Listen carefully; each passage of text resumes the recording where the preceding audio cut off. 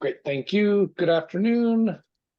As a preliminary matter, this is Brian Sullivan, Chair of the Affordable Housing Trust. Permit me to confirm all members and persons anticipated on the agenda are present and can hear me. Members, when I call your name, please respond in the affirmative. Dave Iverson. Here. Rima Sherry. Here. Meg Browers. Here. And I am here. Staff, when I call your name, please respond in the affirmative. Ellis Ramos. Here.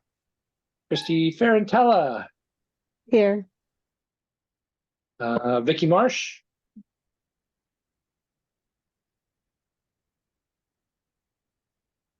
Great. I see you, Vicky. I see you raising your hand too, Vicky. It's the dogs that really, there we go. I'll come to anticipated speakers, but I'll bring in Penny Dye. I'm here. And Chantal Murphy. Here. Great, thank you. Anticipated speakers on the agenda, please respond in the affirmative. Let's see, we've got the Richmond group. Can you guys hear us, Dave? Yeah, it's Dave Arminetti and Catherine Fossa in our conference room, and Andrew Burek's on island. He may be joining, but we'll proceed otherwise if not. Yeah, he's on a different window. Hi, Andrew. Good afternoon, Brian. Can you hear me? We can, thank you. Very good. Thank you. I'll jump ahead. Let's see. Please note that the meeting is being recorded and all attendees are participating by video conference for this meeting. We're convening via video conference via the Zoom app as posted on the town's website. Identifying how the public may join. Accordingly, be aware that other folks may be able to see you and take care not to screen share your computer. Anything you broadcast may be captured by the recording. All supporting materials that have been provided members of this body are available on the town's website unless otherwise noted. The public is encouraged to follow along using the posted agenda unless we'll note otherwise. We'll turn to the first item on the agenda. Before we do so, permit me to cover some ground rules for effective and clear conduct of our business to ensure accurate meeting minutes. I'll introduce each speaker on the agenda after they conclude their remarks. We'll go through a line of members, inviting each for comment, questions, or motions. Please hold until your name is called. Remember, mute your phone or your computer when you're not speaking. Please remember to speak clearly in a way that helps generate accurate minutes. For any response, please wait until the chair yields the floor to you and state your name before speaking. If you wish to engage in other members, please do so through the chair. For items with public comment, after members have spoken, the chair will afford the public comment to the members of the public who've joined the meeting via Zoom. Those who wish to speak must state their name, be acknowledged, and speak through the chair. Finally, each vote will be taken via roll call. There is one person on the call listed as iPhone 238. If they could clarify their identity. We can't see you or your name.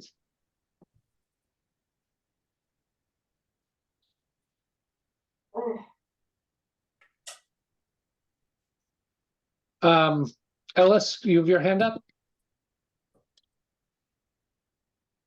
Yes, I was about to ask the same question that you asked. Who was the person Okay. on the iPhone? If they could identify themselves. iPhone 238, can you identify yourself? It might be Billy Cassidy. I don't think it is. His normally identifies differently. Yeah, when it's Billy, I know it's Billy. Okay, let's give them a minute, and then do you have the ability to either take them off, mute them? Because currently they're not muted. I just don't want to run into an issue that we've had at previous meetings. iPhone 238, can you identify yourself, please?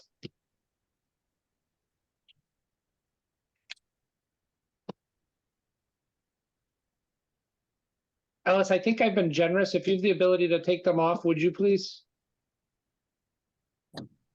This is Phil Paston, I believe. Oh, hi, Phil. Thank you for identifying. Trying to get to a cell connection that will work. I apologize. Okay, so Phil, if you just want to mute yourself and be safe, I see you're driving. We'll check in with you later. Okay, so moving on. Thank you. Forgive me while I click over to the agenda.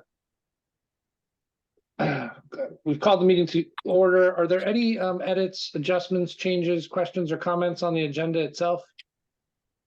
Penny, is that not yet? Not yet. Okay. With that, kind of a motion on the agenda as it's written? So moved. And, oh, Ellis, did you have a comment?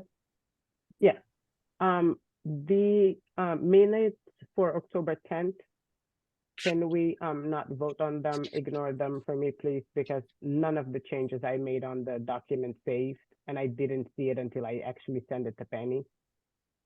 Okay. So as a follow-up, Penny, did you have a, Yeah, when we get to the minutes, I was gonna make a motion to, well, I should wait, let's finish the agenda. okay, so we have a motion to approve the agenda. Is there a second? Second. Okay, second from Chantal. So we'll vote on that motion. Let's see, where's my order? Dave Iverson, I froze for a minute, so this motion is on, approving the agenda as it's written. oh, I'm an aye. Okay, Rima Sherry, Aye. Penny Dye, Aye. Chantal Murphy, Aye. Meg Browers, Aye. and Brian Sullivan's an aye. So number 3, the approval of the minutes. We have a request from staff to remove. You say October 10th? Aye.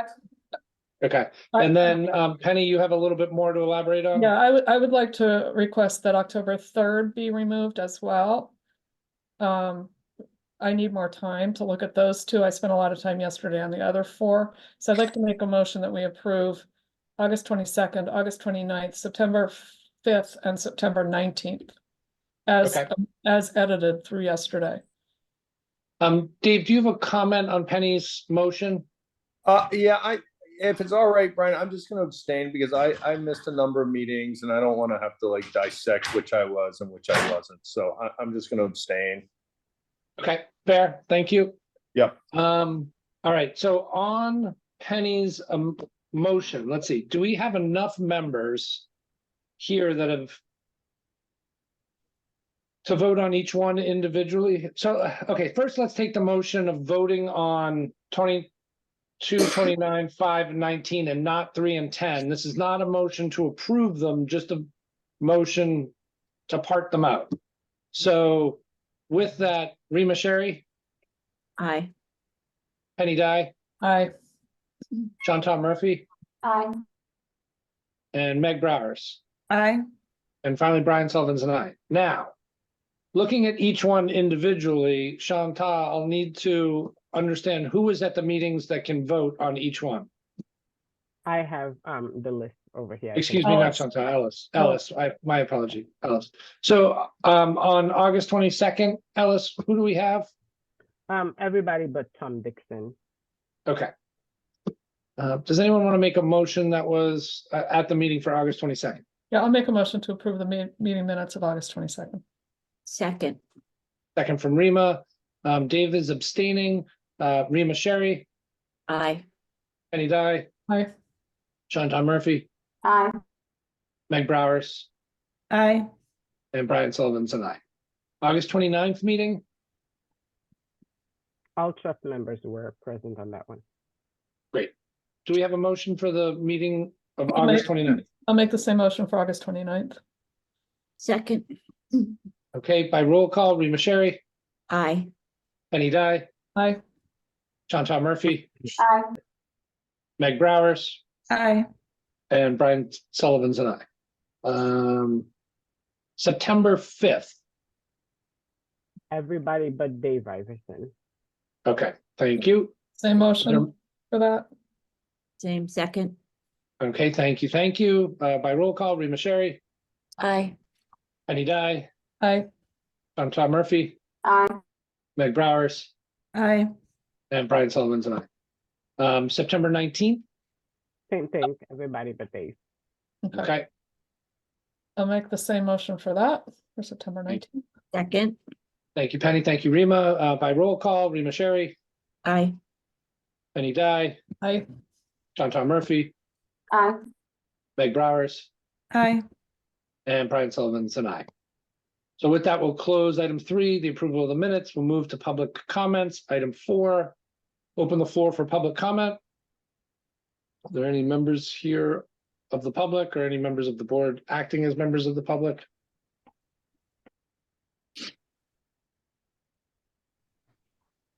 Seeing none, I will close public comment.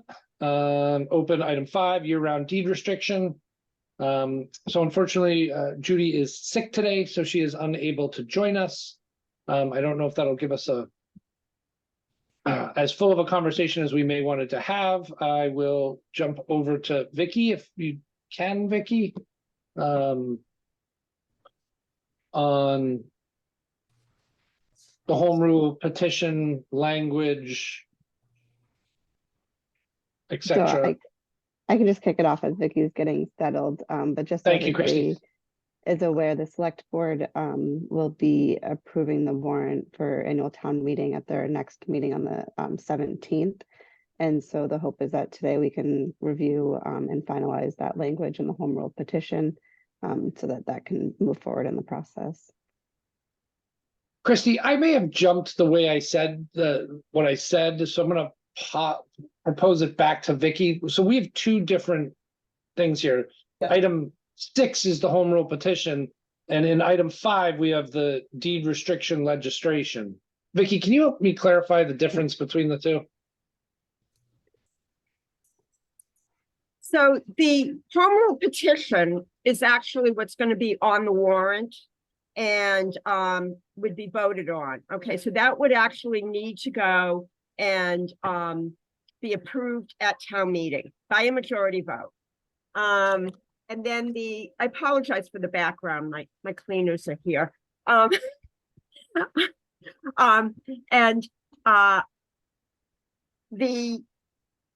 policy is not going to go to town meeting to be approved. It's something that we were going to discuss. And Judy was going to, help us walk us through that. So, but the year-round restriction is definitely something that is, I know it's in the warrant right now because I've looked at the warrant. So. Okay. So if I'm staying with item number 5, it seems like we need to maybe just hold item 5 from today's agenda open for our next meeting. Hopefully Judy's feeling better, can come back in and update us a little bit. I can then close item 5 and open item 6 where we can discuss the home rule petition. Go ahead, Christy. Sorry, so there's 2 home rule petitions. So item 5, there's a home rule petition to codify the year-round deed restriction. And then the second part is that policy that we are using Judy to help kind of define.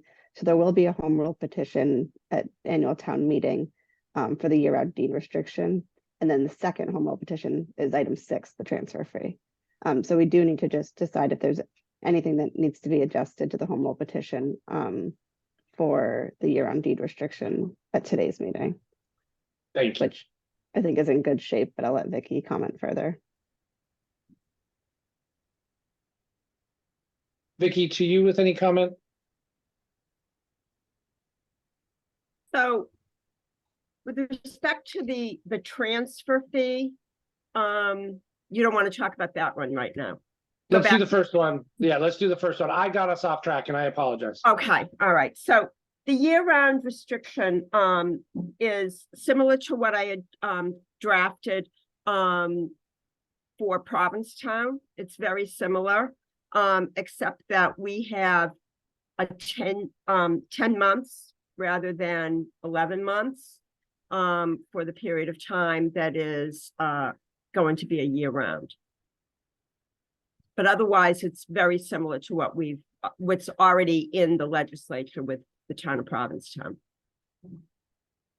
And where did theirs stand? Did theirs was voted on and approved and is waiting for Attorney General approval? I don't believe it got. I have not heard that it got approved in the legislature yet. I think. Well, that's what I'm asking. Okay. Where is it in that process? Yeah, no, I think it's still probably in the committee process. They're really slow this year. Well, they're slow every year, but this has really been a very slow year. And this was filed last year, so. Yeah, I have not heard that it's been passed from Provincetown, so. Any members of the board have questions for Vicky and or Christy? Rima?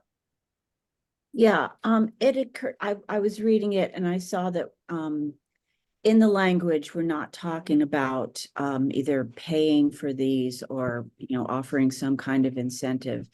So we can do that outside of the original home rule petition.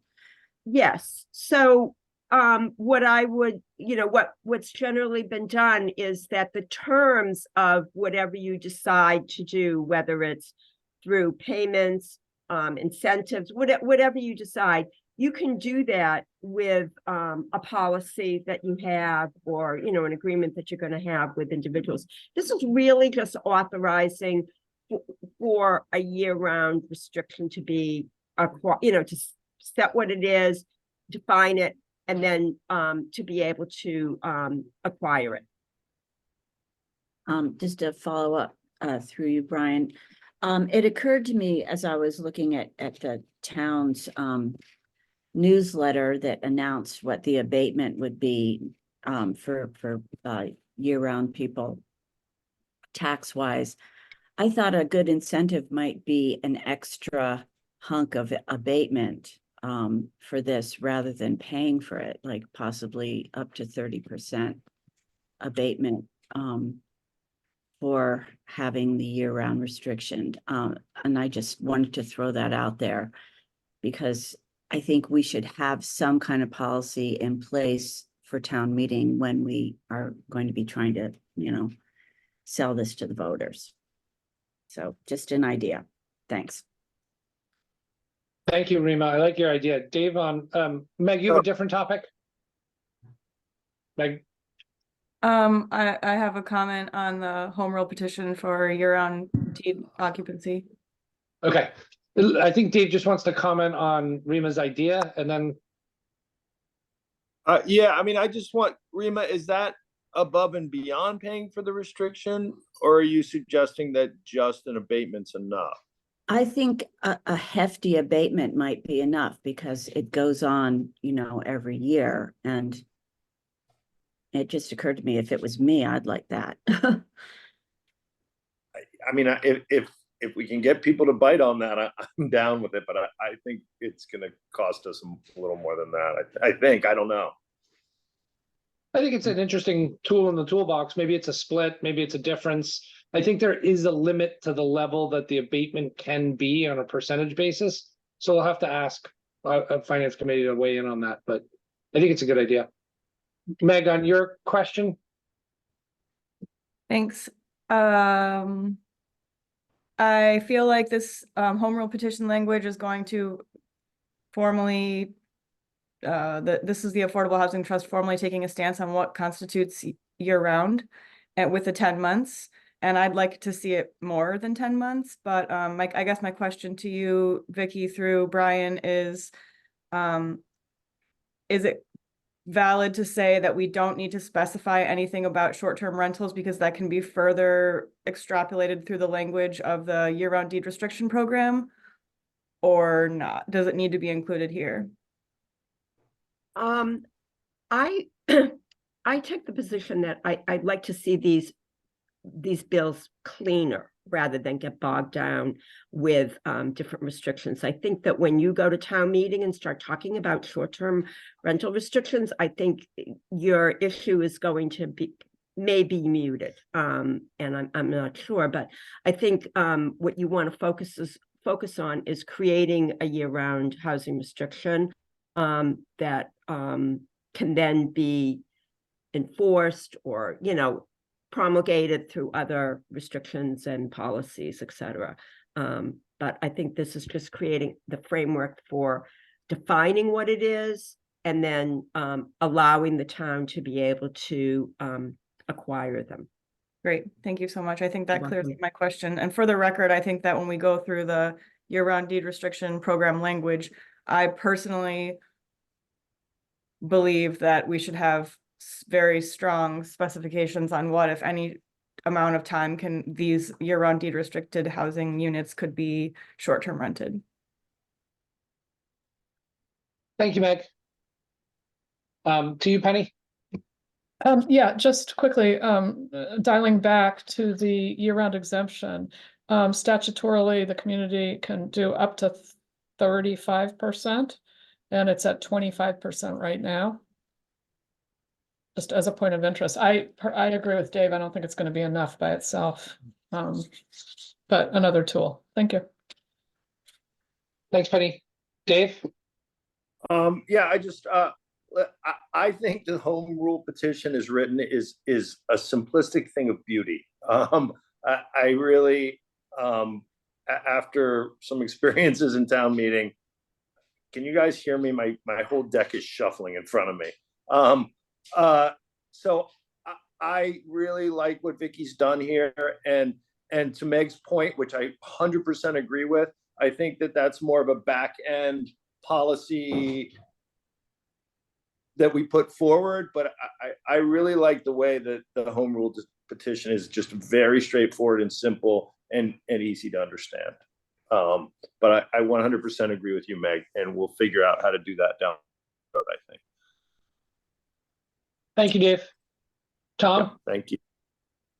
Yeah, Mr. Chair, I completely agree with Vicky and what Dave was just saying. It's also very important after working for our rep for several years that the language is very similar to the other home rule petitions, because likely this will get, my guess is, and I have no intel on this, but it will get any statewide housing bill this could be a part of, and that if that's later or that's amended, that this piece of this home rule petition is similar to the others, to make it more elegant for the legislature to see that basically that our region, et cetera, all want similar things. Thank you, Tom. So at this point, if I understand correctly, we'll just wait for the select board to review and approve unless there's a last minute edit, which it doesn't sound like there is. Everybody's happy. Rima? I'm just confused by the agenda. Is the up to 240 AMI deed restriction program also going to be on the warrant? Or is that No. something? Okay. No, so that would be the program that hopefully Judy is going to come back to us with some concepts and ideas that we can put together the program and then execute on as a pilot while we hope and wait for the legislator to approve. Okay, so we're the home already rule petition. we're already good up to 240. Or that's in the transfer fee. Where is that right So now? within our existing enabling legislation, we could enact a program up to 240.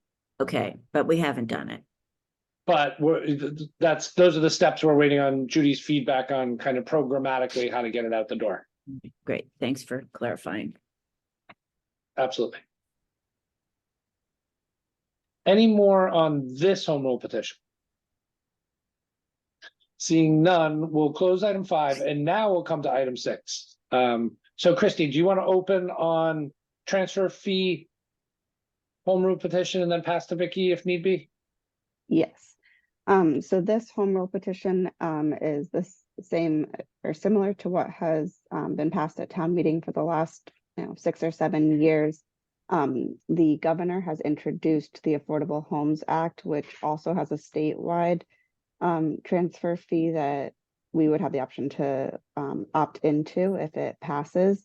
So even though that's in the governor's bill and going through the process, we think it's really important to also continue to have our home rule petition to show the legislature that we're still very interested in it and want to see this move forward.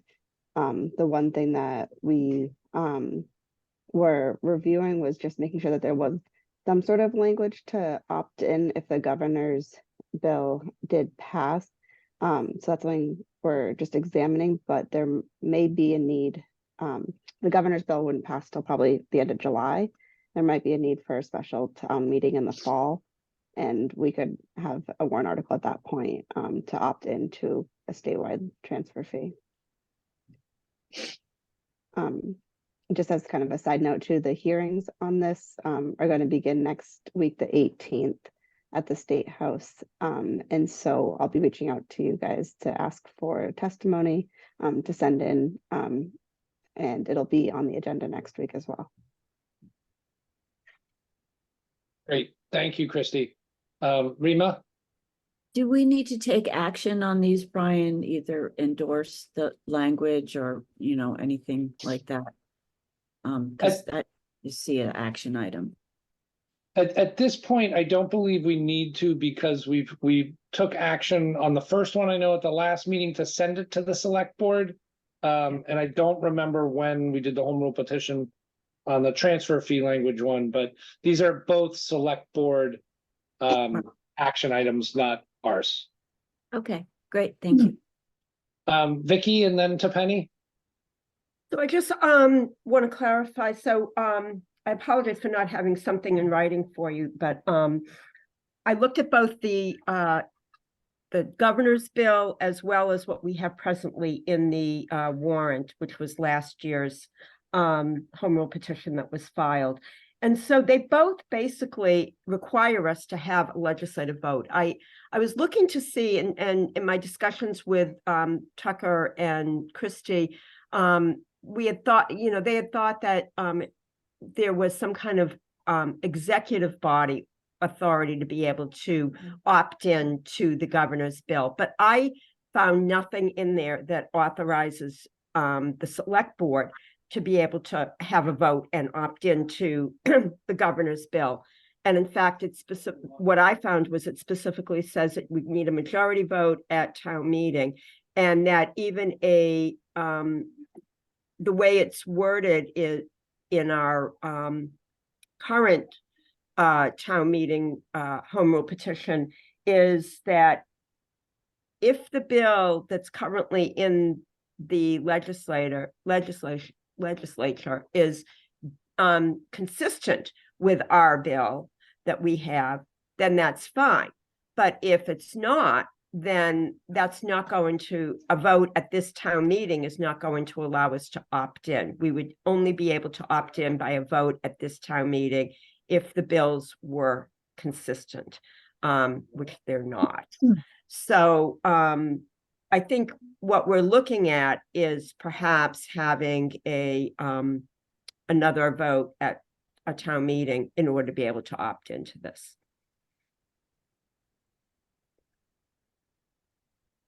Any follow-up questions, Penny?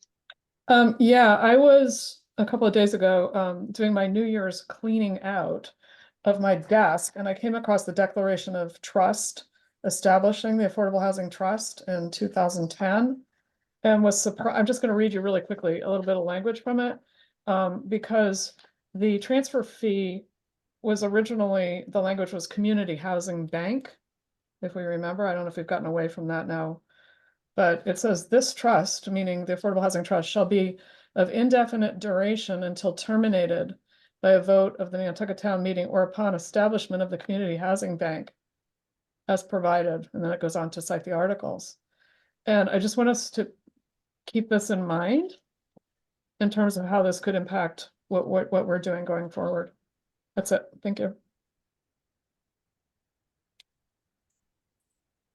Vicky has a question, and so do I. I'm a little confused. So this was the Affordable Housing Trust was created pursuant to a statute. Yep. General Laws, Chapter 44, Section 55C. And so I don't recall seeing anything that. I'll email this to you, Becky. Yeah. But this is the Declaration of Trust that established. Is this the recorded one? Yep, I think so. Yep, it is recorded.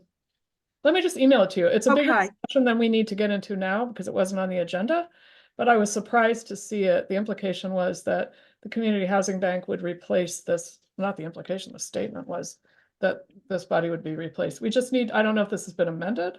Let me email it to you. Yeah, it has, the trust has been amended. Okay. But I'm not sure.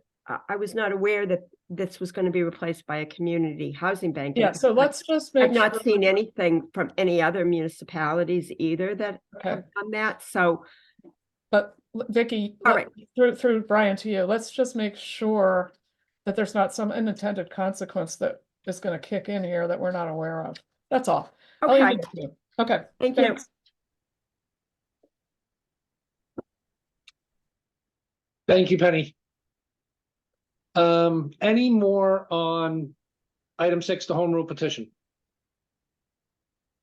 Seeing none, we'll close that. We'll move to item 7, the proposal from the Richmond regarding the acceleration of the 80% AMI ownership construction.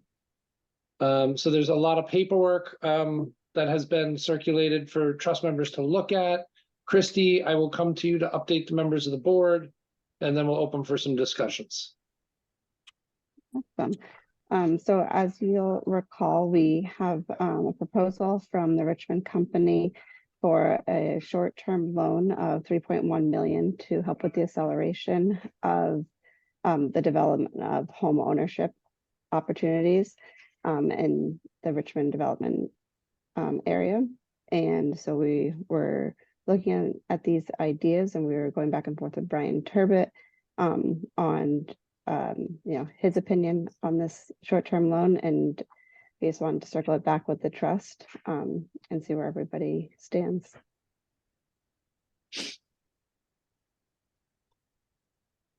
So I think for me, the two things that I haven't seen in it that I need to get a better understanding on are, one, there was some discussion previously and with Brian Turbot that we would start to engage a underwriting group. I think the town uses a organization called Hillside.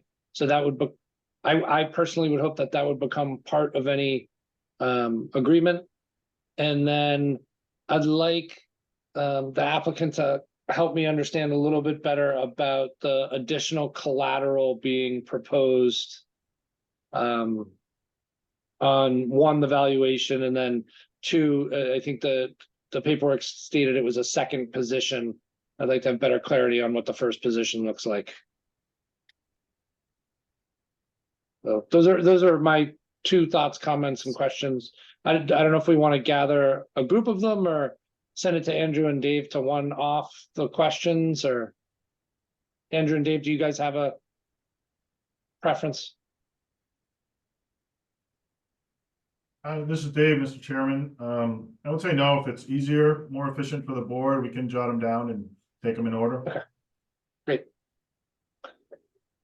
Other members of the board related to the application, are there any questions?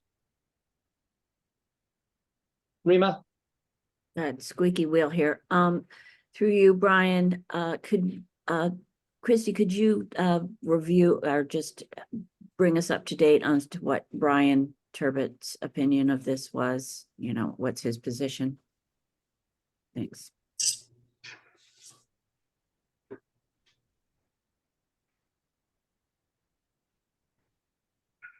I think that was a yes. Somebody's at the door. She'll be right back to us. Sorry about that. Shared offices. So we had discussed that this wouldn't be able to be bonded fund. So this would come out of the 6.5 million that was appropriated at last town meeting. And he was just reviewing the most recent information that we received. We haven't heard back from Brian on that, so we were hoping that we could get a determination from him before the next meeting on the 16th. And if I understand correctly, just to educate the board members, that the Richmond group is in front of the select board on the 21st. And so they're looking for some action or resolution from this body prior to that meeting. So it would be no later than our next meeting next week, just on timing. So if we are waiting to hear something from Mr. Turbot, that would be the window of time we would have. Penny? Yeah, just another thing discovered in this declaration is, and I think we're fine here, I'm just going to throw it out because it's interesting and relevant, is that we cannot incur debt, borrow money, grant mortgages, or pledge trust assets in an amount that exceeds 80% of the total value of our assets. And I know this is something we talked to Tucker about, is getting an exact accounting of where we are with what we refer to as the different buckets. Just, I want to make sure we keep that in mind. Thank you. I guess I do have a question as well, Brian, actually threw you to the applicants, which is, what is the alternative if this is not approved? Is it conventional financing? I think it's, yeah, I'll leave that to them. Yep. To your first point you made, we are awaiting a a follow-up meeting, joint meeting between the finance department and the trust office, to kind of sync up on the buckets. And that was discussed as recently as last week. So hopefully there'll be some clarity before our next meeting. That'd Meg? be good. Thank you. That was actually my comment as well. I feel like I'd be much more informed and be able to make a better decision if I had a clear picture of where our finances stand. Thank you. Tom? Mr. Chair, minor point, the select board meeting that week is the 24th, not the 21st. Thank you.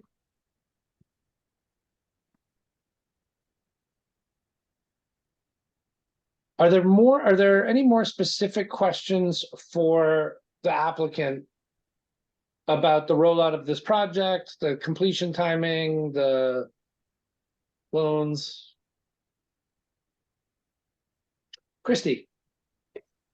Just kind of wearing multiple hats here, but we're also and we just entered 2024 and our safe harbor will be expiring at the end of this year. So managing multiple projects, and I just want to know you know, what the timing of this completion would be, and would you be willing to work with us on the timing of pulling building permits to help us stay in safe harbor?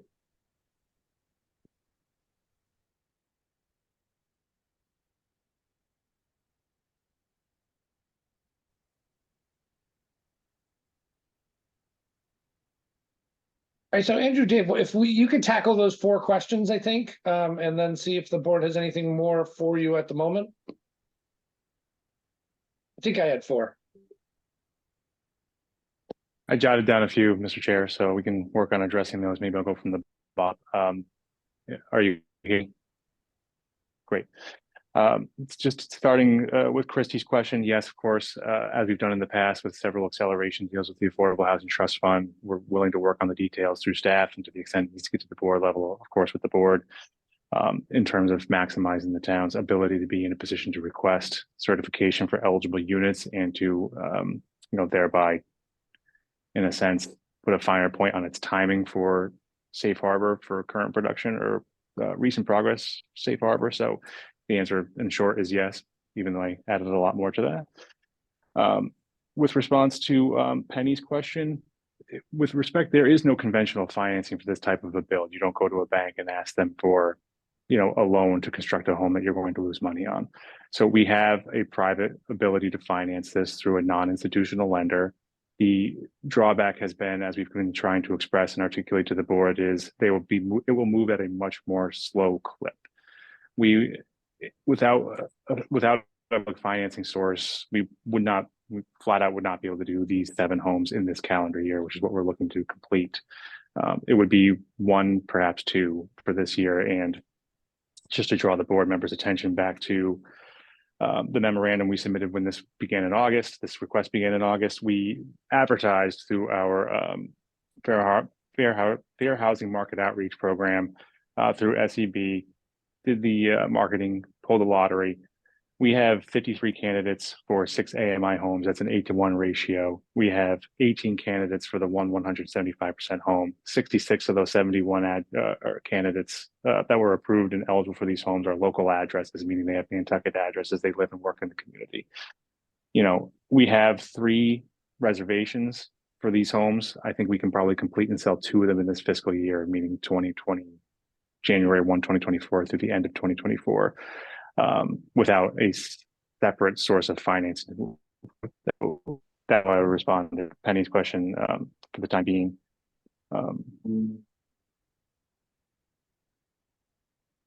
Brian, with respect to your question related to the security and collateral for the loan, we have offered additional security. We have a handful of remaining market rate lots that have a first mortgage position on them. The mortgage is not an incredibly large amount as compared to the value of the lots. So we can't move off our existing first mortgagee right now to refinance that, but there's a significant amount of equity based on our broker's opinion of value in the lot, and we could offer a second position and perhaps work with our lender to give some kind of further assurance that there wouldn't be a foreclosure or some other, you know, other lender remedy with respect to that particular lot if the town were willing to indulge us in this loan.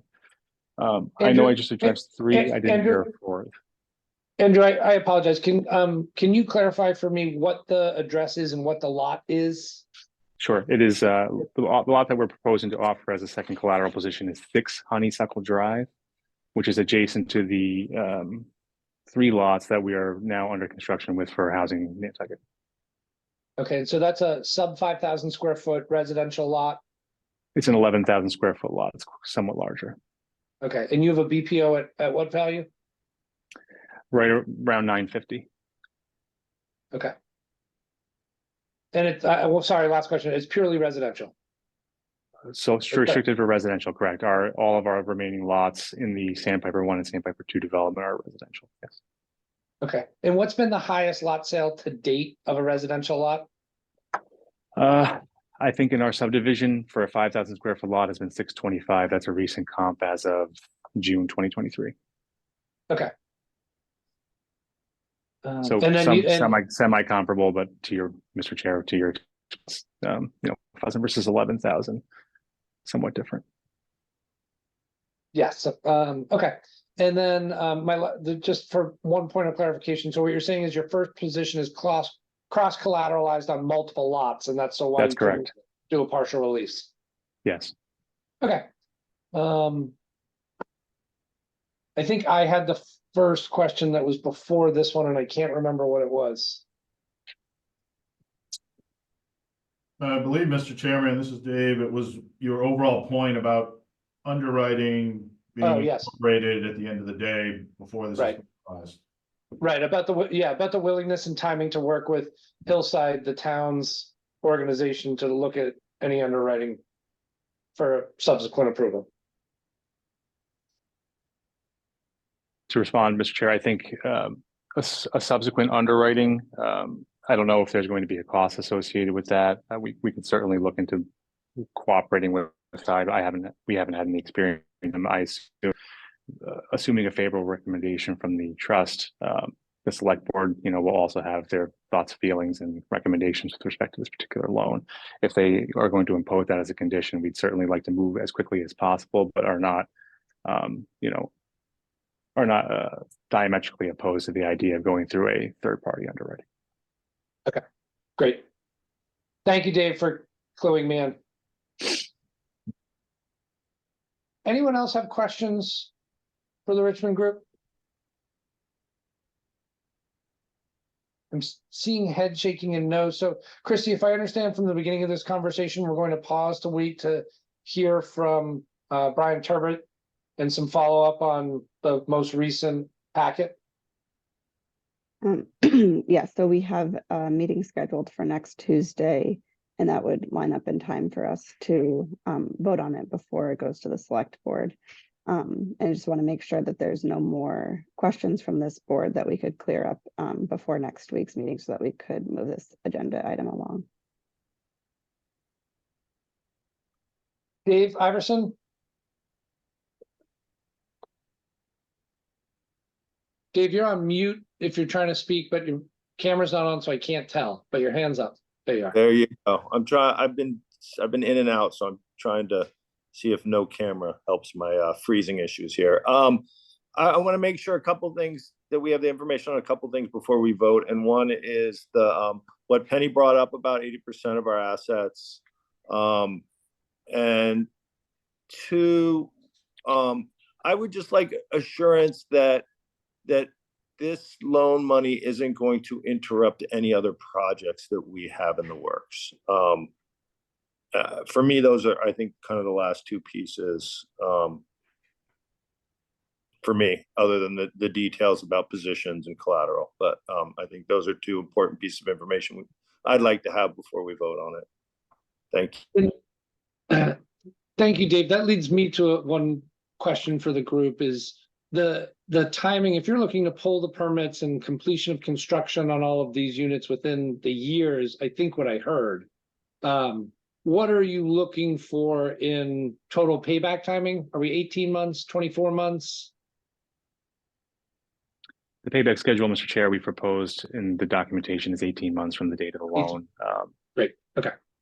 This schedule didn't assume any timing constraints with respect to actually obtaining a building permit. So to the extent that the trust would like us to participate or the staff would like us to participate in, a timing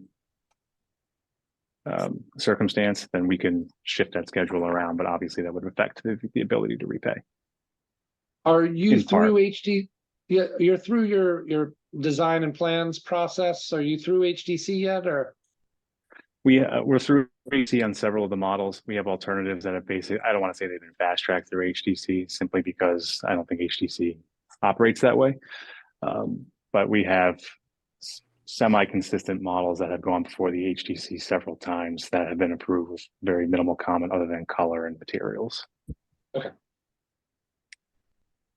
But again, permitting and architectural review issues have never been the cause of the delay. So we've got that down to basically a widget at this point, I think, with all the buildings. So to that point, the last item that I'm thinking about just in timing, it's January 9th, is over road and your timing to receive modules over road. Do you have a lockout period June till September? Does that exist for you, or? So Chair, I'm going to defer to Dave in our office on that particular question. He has worked with the town manager's office routinely to deal with the over the road restrictions. Yeah, sure. Thanks through you, Mr. Chair. In anticipation of construction of these, as you all know, as well as anybody, you don't flip the switch and start these. So we've anticipated the schedule and have pre-reserved spots for these homes. 3 of them are going to be stick built. Of the 7, 4 of them are going to be modular. The modulars, we already have spots pre-reserved.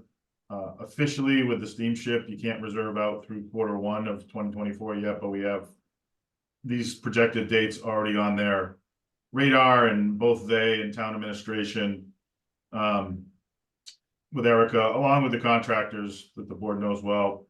Atlantic Eolus is our primary over-the-road contractor.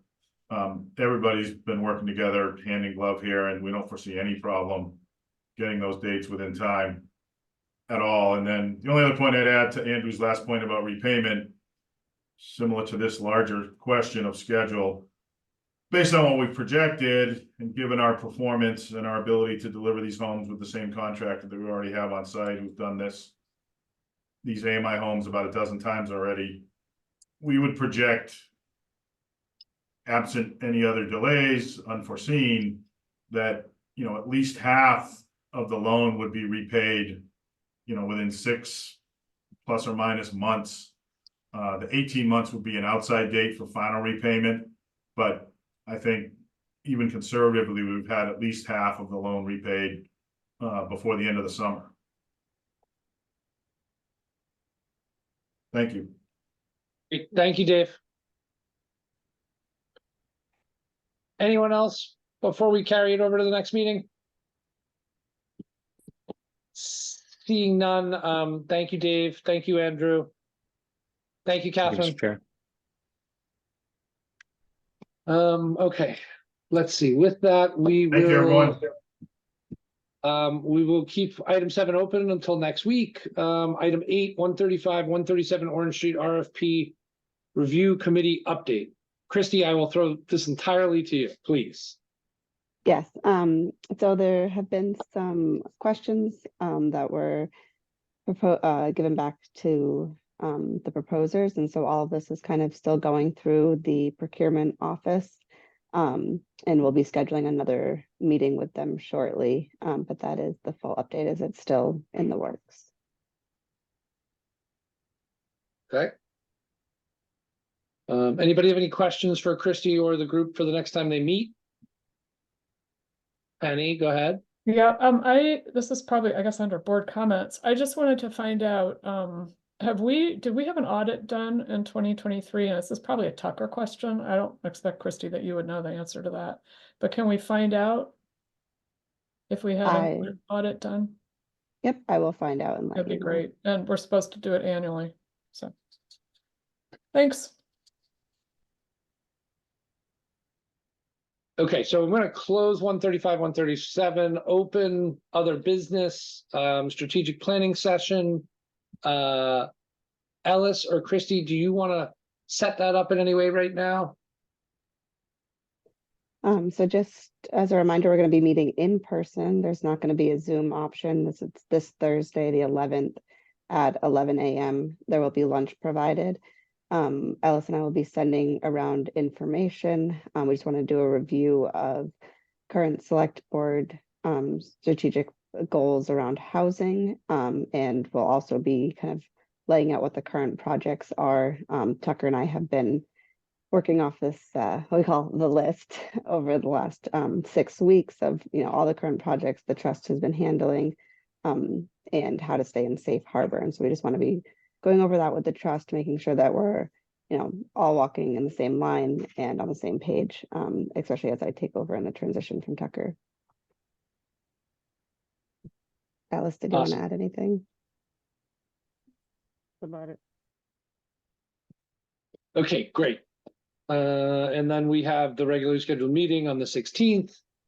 We talked about that a little bit. Board comments. Does anybody else on the board have comments for board comments? Me again. Oh, Penny. Sorry, I just have a question. Will Tucker be participating on Thursday as well? Yes. Great, thank you.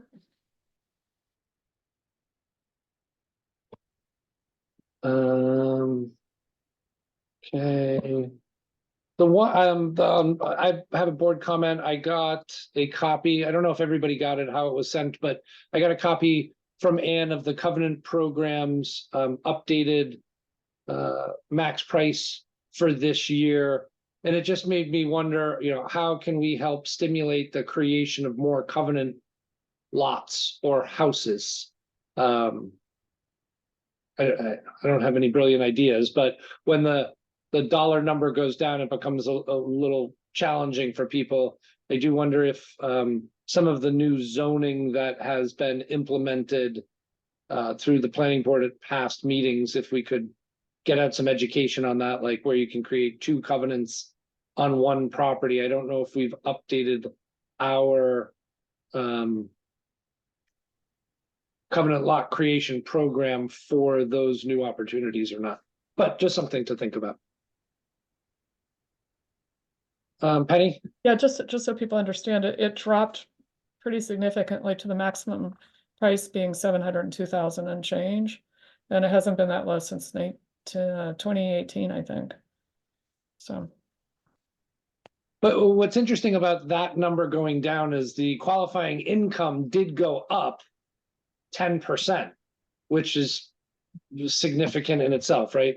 The whole juggle of interest rates. And so I wonder how many more people will qualify, because since 2018, we haven't seen qualifying income have a jump that significant. For the last number of years, it only went up a couple $1,000 or even a couple $100 year over year. So there may be a group of people who just missed the qualifying opportunity who would now qualify. So, I'd like to see us have a more in-depth discussion about this with Anne at a future meeting, if we could. Anne is here. I'm not going to open it up, but Anne, are you open to having that conversation? Of course. Okay, great.